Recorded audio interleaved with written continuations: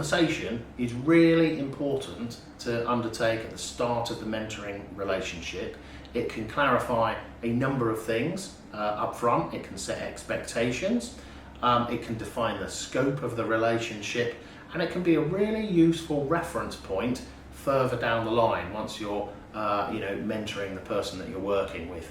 So the important things to cover in a mentoring contract are learning needs, have a conversation about that. What are the accountability arrangements, both for you as the mentor and for the person that you're mentoring? Are there areas of confidentiality that you need to discuss? So when you're having conversations, what are the confidentiality arrangements around that? What are the practical implications around scheduling, reviewing work that's been undertaken, that sort of thing? What are the expectations around that? And in terms of communicating with each other, have you agreed the best ways and times and how you're going to communicate with each other? So I'm going to talk a bit more about that in terms of a checklist.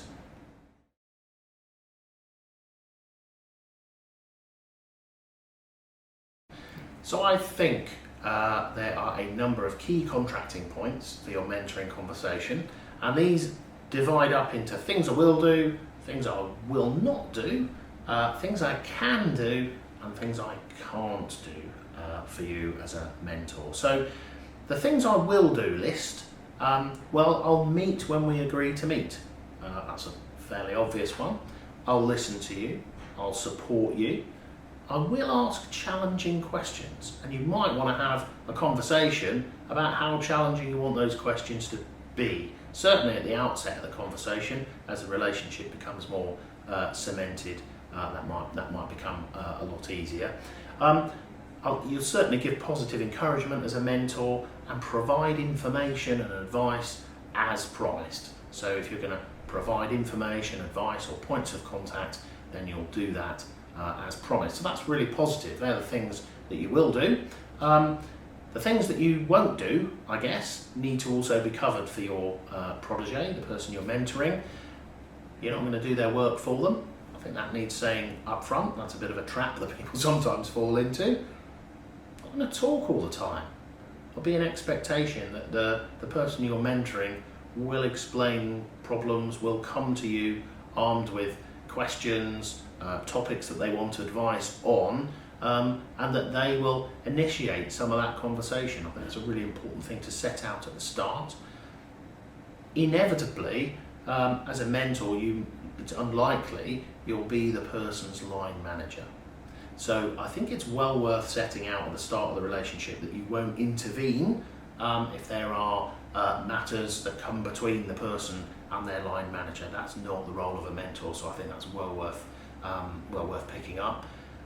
I'd probably also make it clear that you're not going to chase after them. So if you agreed deadlines, you've got competency things that need signing off or whatever, if they don't bring them to you, you're not going to go chasing them. It's up to them to exploit and use you as a mentor to best effect, really. It's not for you to go chasing them up. So I would certainly make that very clear to anyone I was mentoring.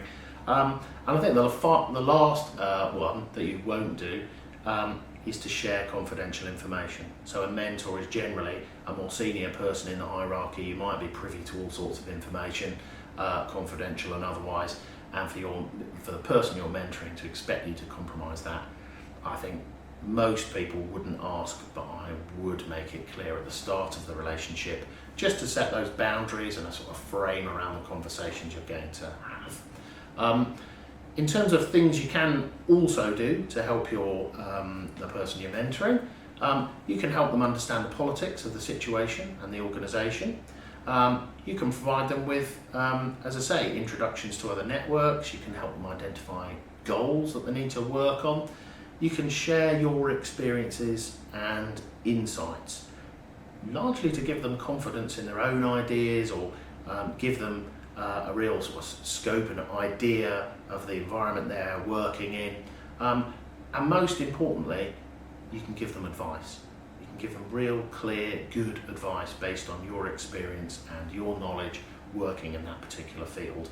And I guess just to complement the things I described earlier that you won't do, I think there are some things that you absolutely cannot do as a mentor and it needs explaining to the person you're working with, and that's to nursemaid them.